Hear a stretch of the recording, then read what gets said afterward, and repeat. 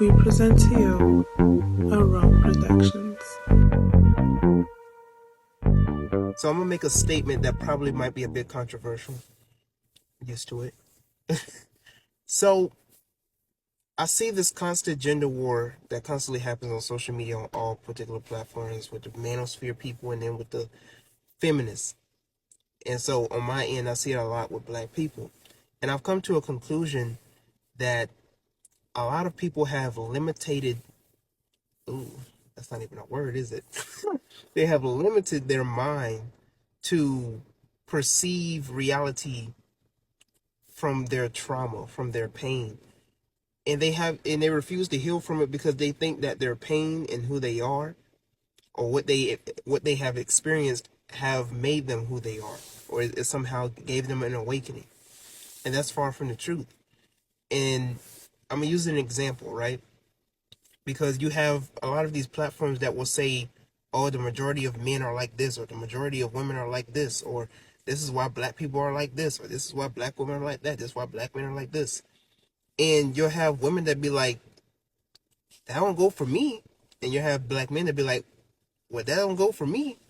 And you know, like how back in school, you know how we try to be the first ones on recess, right? We try to be the first ones on the playground.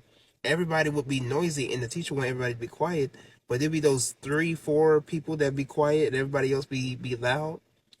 And then when the teacher have everybody sit back down, they'd be like, well, y'all should have been quiet. If y'all would have been acting better, then y'all would have been outside, right? And you over here thinking to yourself, like, why don't you just have the quiet people go out to recess and have fun and leave everybody back, right? Why do I have to suffer with the bunch? And that's what a lot of people see on social media. When you have good black men and good black women out here who are seeing this constant gender war and all this other stuff happen, and you see these manosphere people talking about, well, this is how black men need to be, and this is how black women are, and the same thing and vice versa, we looking like that don't speak for us.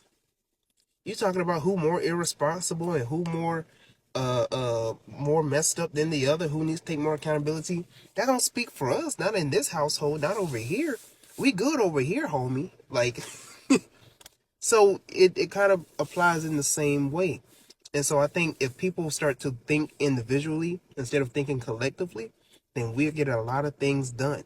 Because each one teach one. If individually people get their house in check and they begin to teach self-love and black love and self-preservation, we can reflect that and project that to one another. So that's my perspective on that.